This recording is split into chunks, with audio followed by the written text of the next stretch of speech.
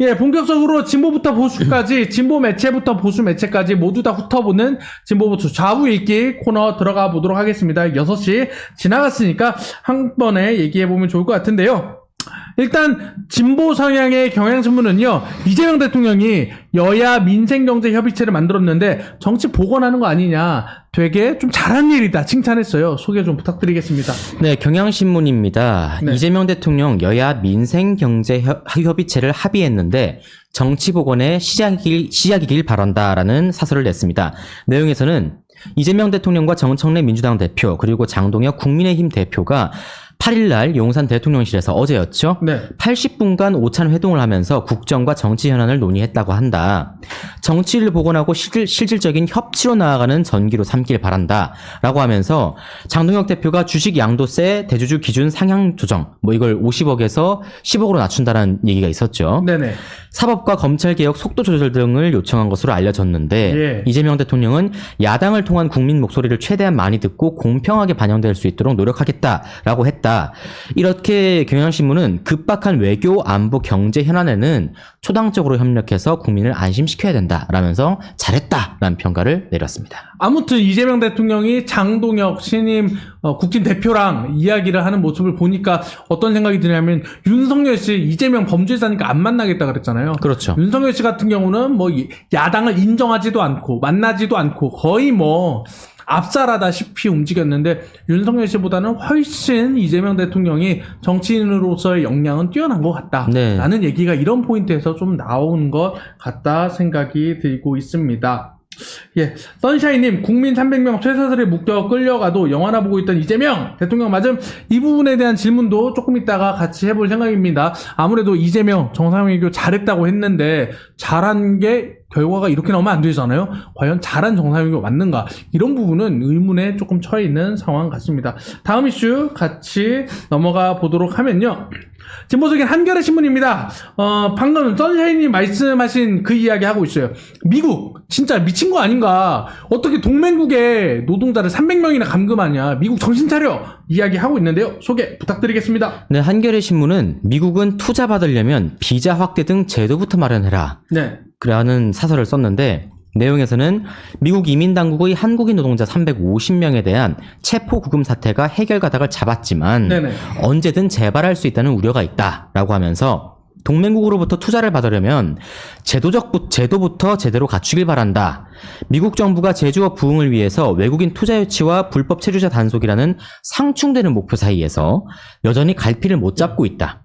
근본 원인은 미국이 대규모 투자를 요구하면서도 비자 문제를 해결하지 않아서 발생하고 있다라고 하면서 미국이 대한민국에 3,500억 달러 투자하라라고 했는데 정작 한국인들이 투자를 하면서 외국인 노동자들이 와도 이 사람들에 대해서 비자 발급도 안 하고 있는데 어떡하라는 거냐라면서 미국을 좀 비판하는 기사였습니다. 그러니까 미국도 제정신이 아니잖아요. 이 그렇죠? 와중에 아까 선샤인님 말씀하신 대로 이재명 대통령 협치하고 이런 거 잘하고 있어요. 네. 잘하고 있는데 미국이랑 정상회담 잘했다면서요. 잘했는데 이런 결과가 나왔으면 정부가 책임지고 조금 죄송해야 하는 모습을 보여야 하는데 아직까지도 그냥 잘 해결되고 있어 라는 얘기하고 있는데, 노동자들 다시 오면 그 공장 어떻게 돌릴 거예요? 그렇죠. 이런 후속 대책이라든가 대처가 나와야 되는데 이런 부분에 대해서는 굉장히 좀 미진한 거 아닌가라는 의문도 들거든요. 아직 정상 외교라고 하는 게 이재명 네. 대통령과 트럼프 대통령이 만난 시점으로 시작된 것이지 예. 끝이 아니거든요. 네. 그렇게 해야 되는데 약간 그런 전략이 좀 있는 것 같습니다. 트럼프 대통령은 네. 사실은 지금 3,500억 달러 협상에 이재명 대통령이 사인하길 바라고 있거든요. 그러니까요. 그리고 대한민국은 어떻게든 협상을 미루고 계속 미루고 있어요. 네네. 그리고 사인을 안 하려고 하는 건데 맞아요. 이 3,500억 달러라는 게 계속 우리가 이야기했듯이 500조 원인데 이건 말도 안 되는 금액이라서 예. 이건 사실 대한민국이 납득할 수 없고 받아들일 수 없는 내용이라 사인을 안 하는 건데 네. 그렇다면 트럼프 대통령이 하는 것은 350명 구금하고 네. 언제든지 할 수 있다고 대한민국에 보여준 거예요. 맞아요. 우리는 너네 얼마든지 너네 국민들의 안전을 위협할 수 있다는 얘기를 한 건데 네. 그 얘기는 뭡니까? 지금 한국 국민들한테 불안감을 줘서 이재명 대통령이 빨리 사인하도록 만들겠다는 게 전략인데, 그런데 대한민국 국민들이 거기에 흔들리지는 않거든요, 사실. 일본이랑 달라요. 네. 일본은 미국이라는 국가가 사실 정말 중요한 국가긴 하지만, 대한민국은 미국도 중요하지만 중국도 중요해, 그렇죠. 러시아도 중요해, 다 중요해라는 느낌이라, 네. 우리나라는 다자 외교에 되게 적합한 국민성을 가지고 있는데, 그렇죠. 일본은 미국이 뭔가 쓴소리했어, 미국이 콧방귀 꼈어 이러면 우리 총리 탄핵해야 된다는 얘기 막 나오는 국가예요. 맞아요. 그래서 대한민국에는 지금 트럼프 대통령이 압박을 따지고 보면 이재명이 빨리 사인하도록 트럼프 대통령이 대한민국에 압박을 준 거라고 볼 수 있고요. 그리고 대한민국 정부와 국민들은 이게 어쨌든 간에 압박이긴 압박이지만 이재명이 그렇다고 해서 사인을 해야 되는 건 아니야. 이 정도로 받아들이면 전 좋을 것 같아요. 저는 이건 오히려 역제안으로 해야 될 것 같아요. 미국이 이렇게 우리나라 노동자들을 감금하고 구금하고 체포하면 미국에 투자 어떻게 하냐, 공장 어떻게 짓냐, 우리 투자 못하겠다, 그냥 관세 내고 우리 공장 돌리겠다라는 식으로 나와야 되는 게 아닌가라고 싶을 정도로, 경향신문에서도 비슷하게 보도를 했는데, 이렇게 노동자들이 체포되고 공장이 전체 멈추는 사태가 되풀이되면 관세 내는 게 더 낫거든요. 그렇죠. 경제적으로. 근데 미국은 동맹국한테 무려, 그리고 투자를 약속한 동맹국한테 이렇게 무도한 일을 저지르고 있는데 어떻게 이런 비정상 국가에 투자를 할 수 있겠는가라는 거는 좀 우리나라 기업들도 좀 생각해 볼 만한 포인트가 아닌가라는 생각이 들고 있었습니다.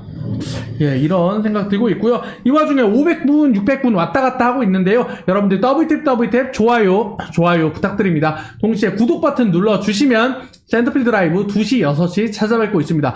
좋아요와 구독 항상 강조드리고 있습니다. 좋아요, 구독, 슈퍼챗 후원 항상 말씀드리면서 다음 이슈 같이 넘어가 보도록 하겠습니다.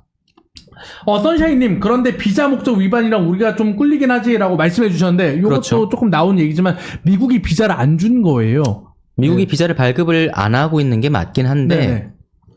이번에 좀 논란이 됐었던 것 중에 하나가, 현대는 이미 현대 자회사들은 예. 잡혀갔지만 본사는 뭔가 아침에 낌새를 느껴서 직원들 출근 안 시켰다. 그렇죠. 이런 얘기들도 있는데, 미국이 비자를 많이 발급 안 하고 있는 건 맞아요. 전 세계적으로. 네. 미국에 되게 깐깐하게 보고 있고, 미국에 입국하려면 SNS 계정을 다 까야 돼요. 그렇죠. 그래서 의심스러운 사진이 나오면 아예 입국이 거절됩니다. 되게 심각한 상황이긴 한데, 문제는 그거예요. 네. 미국이 이렇게까지 대한민국 국민 불안하게 하니까 우리 투자 못하겠다라고 했을 때 트럼프 전략이 뭐냐면, 그러면 비자 풀어주면 투자할래?가 나오거든요. 그럴 수 있죠. 그래서 지금 되게 밝히지 못하는 것들이 많은 것 같아요. 트럼프 대통령, 그럼 코리안 비자 프리하면 너네 3,500 낼 수 있다는 소리야? 오케이, 그렇게 해줄까? 가 아마 트럼프 대통령이 그래도 500조는 없잖아요. 없잖아요. 500조가 없는데 500조를 어떻게 줍니까? 그래서 이 얘기를 해야 되는 것 같아요. 트럼프는 인 건데 쉽지 않죠. 그래서 아직까지는 공개되지 않은 외교적 내용들이 많을 것 같은데, 네. 외교 문제는 특히 그런 것 같아요. 외교 문제는 이게 대한민국 내에서 조정이 가능한 문제가 아니잖아요. 예. 결정되면 지켜야 되는 문제가 된단 말이에요. 네. 그래서 조금은 우리가 약간은 국민들한테 알려진 정보가 많이 없더라도, 국내에서는 이재명 대통령 욕도 할 수 있고 또는 국민의힘 욕도 할 수 있지만, 외교만큼은 좀 박수를 쳐줘야 되는 거 아닌가, 이런 생각이 좀 듭니다. 아이디 조국님, 지금 여러분은 최상위 유튜브 센터필드 청취하고 계십니다라고 이렇게 감사합니다. 칭찬해 주셨고요. 장폴레옹님, 영어학원 불법 체류자 미국인 겁나 많아요. 다 잡아. 이거 정말 저는 브릴리언트한 생각이다. 예. 그러면 미국인 노동자도 우리가 잡아야 되는 거 아니냐라는 생각이 들 정도로 미국이 굉장히 말도 안 되는 일을 한 않은 거예요. 말도 안 되는 일을 한 거죠. 했었다라는 말씀 드립니다. 그리고 또 폴킴님, 모든 언론이 대동단결해서 미국 비판하는 건 건국 이래 처음이지 않을까. 맞습니다. 조중동은 어떻게 보면 미국 손을 좀 들어주잖아요. 그렇죠. 조중동에서도 미국 노답이다, 미친 거 아니냐라는 소리를 할 정도로 이번에 미국이 심각한 이야기. 그걸 보면 사실 조중동이 대기업의 후원을 많이 받잖아요. 네네. 대기업들이 지금 미국의 행태에 대해서 굉장히 비판적이라는 걸 알 수 그렇죠. 있어요. 정말 삼성 입장에서 미국이 곱겠습니까? 아니, 공장 지어주고 투자하는데 사람을 잡고 있다? 직원 잡았다? 그러면 예. 삼성이랑 LG 입장에서는 뭐하러 미국에 투자하고 공장 짓습니까? 근데 이미 투자하기로 했어요. 얼마나 네. 화가 나겠어요. 그러니까요. 예. 그래서 조중동도 비판을 하는 것 같습니다. 예, 이렇게 좀 얘기가 나오고 있고요. 이 와중에 중도에서 약간 보수적인, 중도 보수적인 한국, 일본은 검찰 해체가 또 다른 괴물, 그러니까 경찰 비대화를 낳지 않을까 이거 우려하고 있거든요. 네네. 소개 좀 부탁드리겠습니다. 예, 한국일보 78년 만에 검찰청 해체 또 다른 괴물을 낳지 않도록이라는 사설을 냈습니다. 내용에서는 검찰청을 폐지하고 수사와 기소를 분리하는 내용이 이번 검찰청 해체의 내용이었다. 진보 진영의 수건인 검찰청 해체가 78년 만에 가시화됐는데 검찰개혁이 시대가 요구하는 절실한 과제임은 분명하다. 한국일보도 분명하다라고 했는데 실세에 대한 봐주기 수사, 캐비닛 수사라고 하죠. 네. 반대 세력에 대한 표적 수사를 정권마다 되풀이해왔다. 그래서 공소청 보안 수사권 여부와 수사기관 간 혼선을 조율할 국가수사위원회 설치 여부, 그리고 수사기관이 수사한 모든 사건을 공소청에 넘기는 전권 송치 등은 세부적인 사안들은 아직 빈칸이다. 조율해야 될 문제다. 그렇죠. 괴물 검찰을 없애려다가 또 다른 괴물을 낳는 우를 범해서는 안 된다. 경찰 등 수사기관에 대한 아무런 견제 장치가 없다면 피해는 국민들에게 돌아갈 수밖에 없다라면서 경찰을 비롯해서 거대한 괴물, 검찰이라는 괴물이 있었지만 이 괴물을 없애고 또 다른 괴물을 만드는 거 아니냐라는 비판을 좀 얘기하고 있는 것 같습니다. 원래 87년 민주화 이전에 경찰이 사람들 때리고 고문치사하고 죽이고 이런 경찰이 엄청난 악행을 저질러서 그랬죠. 수사권을 또 검찰한테 좀 씹어먹어 준 거잖아요. 민주정부에서.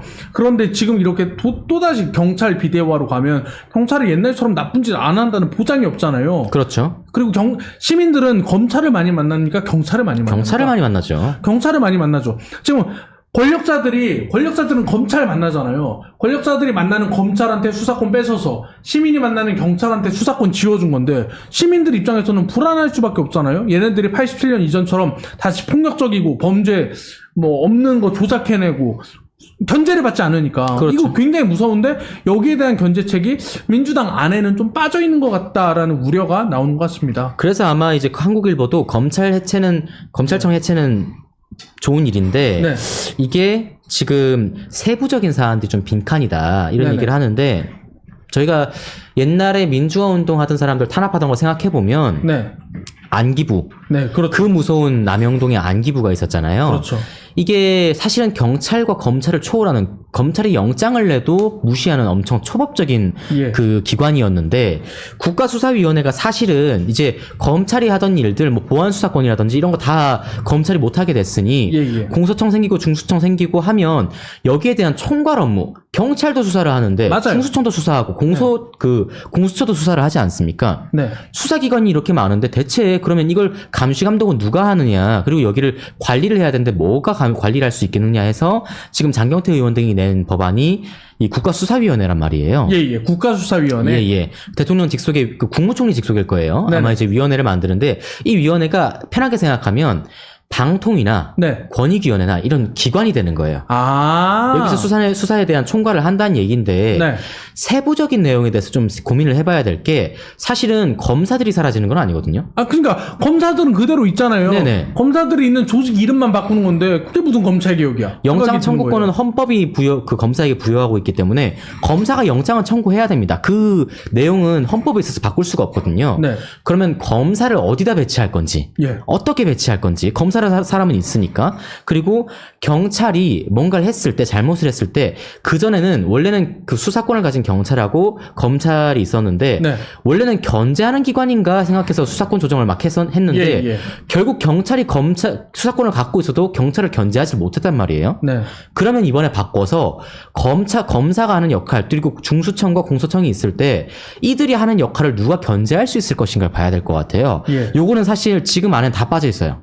없어요. 네네. 국가수사위원회가 수사를 총괄한다고 했는데 어떻게 총괄할 건지 수사위원회가 옛날에 안기부처럼 시키기만 하면 이건 초법적인 단체가 돼버려요. 그렇죠. 그럼 수사위원회가 견제를 할 때 만약 수사위원회가 부당한 지시를 했을 때 공소청은 어떻게 대응할 건지 네. 중수청은 어떻게 대응할 건지 또는 공수처가 이상한 짓을 했을 때 국가수사위원회는 반대로 어떻게 견제를 할 건지에 대해서 아마 좀 세부적인 안을 좀 짜야 되지 않을까 싶습니다. 근데 저는 윤석열 내란 수사가 엄청 중요한 포인트라고 생각해요. 윤석열 씨가 내란 저질렀는데 경찰이 수사할래, 검찰이 수사할래, 공수처가 수사할래 하다가 모두가 수사 실패하고 특검 만들었잖아요. 이렇게 수사할 곳을 많이 만들어놔요? 그러면 아무도 작동 못하게 되는 거 아닌가? 실제로 윤석열 때 아무 조직도 작동을 못했잖아요. 그렇죠. 그러니까 이렇게 되면 민주당이 만든 검찰개혁은 아무도 수사하지 말자가 돼버리는 거예요. 실무적으로. 그렇죠. 이런 문제가 나오는 것 같아요. 그러니까 수사와 수사권들이 막 겹치다 보면 그 사이에 공동의 공간이 생기는데 공동 공간은 빈 공간이거든요. 그렇죠. 얘도 안 하고 얘도 안 한다는 얘기예요. 네. 그걸 아마 국가수사위원회 안을 짜면서 정말 치밀하게 봐야 될 게 고위공직자의 범죄는 공수처가 하고 중대범죄는 중대수사처가 하고 또 경찰청이 또 나머지 수사를 담당한다. 네. 이게 골자일 텐데 네. 사실은 공수처의 사안과 경찰청의 사안도 좀 불명확한 부분이 아직도 있거든요. 예. 아마 그러면서 이번 국가수사위원회와 세부적인 안을 조정할 때 네. 정말로 이걸 어떻게 조정할 건지 중수청이 담당하는 데는 어디부터 어디까지인지 좀 봐야 될 것 같다고 합니다. 예, 그렇습니다. 지금 그리고 미국 검찰은 수사 안 하지 않나요? 라고 용사의 길님 말씀해 주셨는데요. 수사권과 기소권이 완벽히 분리된 검찰은 전 세계에 없습니다. 미국 검찰도 수사권을 가지고 있고요. 유럽에 있는 많은 나라들도 EU도 전부 다 수사권을 검찰이 가지고 있다라는 말씀 드리고 있습니다. 미국 검찰 수사권 있어요. FBI랑 같이 해요. 기소만 가지고 있는 거 아닙니다. 예, 말씀드리면서 다음 이슈 넘어가면요. 조선일보에서는 대법관을 26명으로 증원하는 거 민주당의 사법 장악 아니냐라는 얘기하고 있는데 이것도 소개 부탁드리겠습니다. 예, 조선일보에서는 대법관 26명으로 증원하는 거 네. 대법원 장악하는 거 아닌가라는 사설을 냈는데 내용에서는 민주당이 현재 14명인 대법관을 26명으로 증원하기로 결정했는데 네. 그러면 이재명 대통령은 임기 동안 대법원장을 비롯해서 대법관 10명을 교체하고 그리고 늘어나는 대법관 12명, 총 22명을 추가로 임명할 수 있다. 그런데 여기에서는 공개적으로 논의하고 토론하는 절차가 필수적인데 왜 26명으로 늘려야 하는지 국민 앞에 설명해야 한다. 그런데 대법관 증원 개정안이 언론에 보도되니까 민주당 정청래 대표는 유출제를 색출하겠다고만 했지 이 대법관 증원에 대한 그 어떠한 이야기도 하고 있지 않다라고 하면서 사실상 민주당이 대법원을 장악하려고 하는 거 아니냐 이런 얘기를 했습니다. 지금 유태숙 님이 엄청 인사이트 있는 댓글 달아주셨거든요. 네. 그냥 민주처에서 다 하면 되지 재판도 수사도. 민주당이 특검 만들고 검사 임명하잖아요. 민주당이 재판도 지금 대법관 임명하겠다는 거잖아요. 네네. 그럼 수사도 민주당이 하고 재판도 민주당이 하겠다는 건데 지금 민주당이 하겠다는 거는 그럼 민주당이 민주처를 만드세요. 다 하면 되지. 이런 댓글도 있습니다. 왕기민다님 민주 파출소도 있어요. 경찰도 민주당이 하고 검찰도 민주당이 하고 지금 재판도 민주당이 하겠다는 건데 삼권 분립을 위배하는 거에 대해서 민주당 국회의원도 내부에서 되게 위험하다라는 얘기를 하고 있었거든요. 많이 하고 있어요. 예. 특히 그 특별 재판소 만드는 거 관련해서 민주당 국회의원이 이러면 민주당이 윤석열이랑 다른 게 뭐냐라고 의문 제기까지 했어요. 왜냐면 민주당이 왜 이렇게 헌법을 어기려고 하냐. 윤석열이 헌법을 어겨서 내란을 저질러서 문제인데. 네, 그게 문제인데 윤석열을 수사하면서 헌법을 계속 어기려고 하니까 민주당 왜 자꾸 헌법 어기려고 하지? 이런 의문들이 좀 민주당 내부에서도 계속 나오고 있는 상황이었습니다. 이런 부분들 우리가 짚어봐야 될 것 같고요. 동아일보는 좀 넘어가서 좀 시간 때문에 같이 보면 좋을 것 같습니다.